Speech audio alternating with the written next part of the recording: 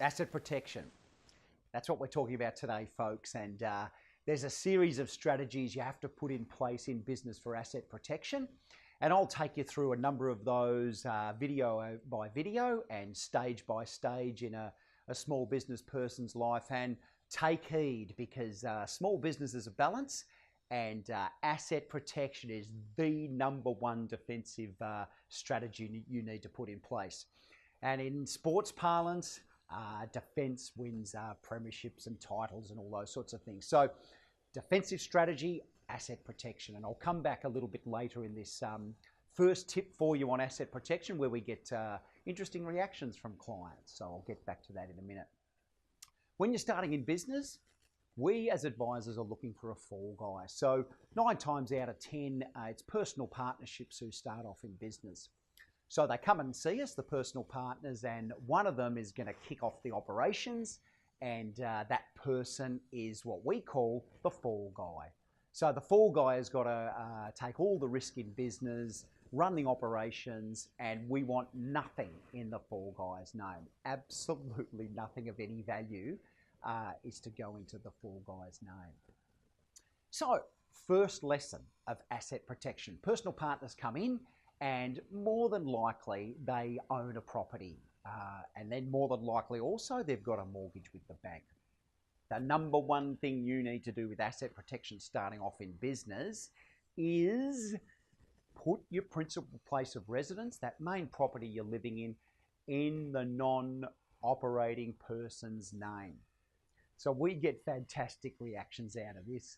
John and Jill Smith walk in, setting up in business, and Johnny might be the fella starting off. He's the one operating the business, and Jill's the non-working person in the relationship. And we get great reactions by looking Johnny in the eye and say, "Hey, John, put your house in Jill's name, 100%.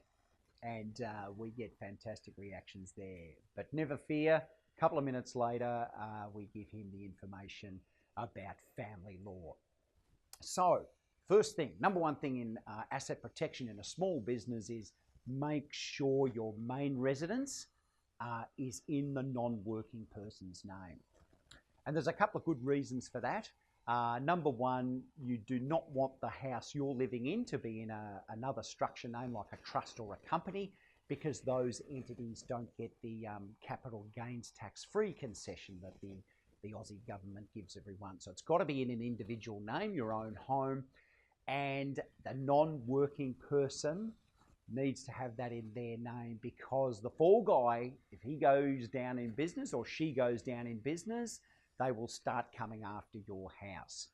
So never fear, Johnny, though here's the kicker. If the house is in Jill's name, and we recommend that if Johnny's running the business, and John and Jill have a relationship breakdown, the family court overrides everything. So they ignore the fact that that property is in Jill's name, and when they come and divide all of the assets, they separate it out to the way the family settlement is.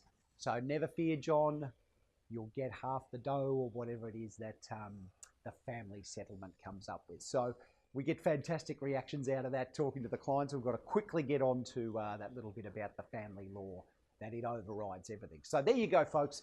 #1 asset protection strategy you need to put in place is have your family home in the non-working person's name.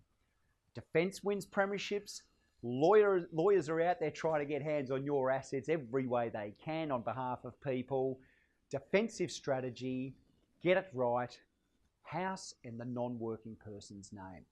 As I said, I'll come back with more information about asset protection and tips along the way, which are really important, and put them in place, and you'll have your assets safe. Bye-bye.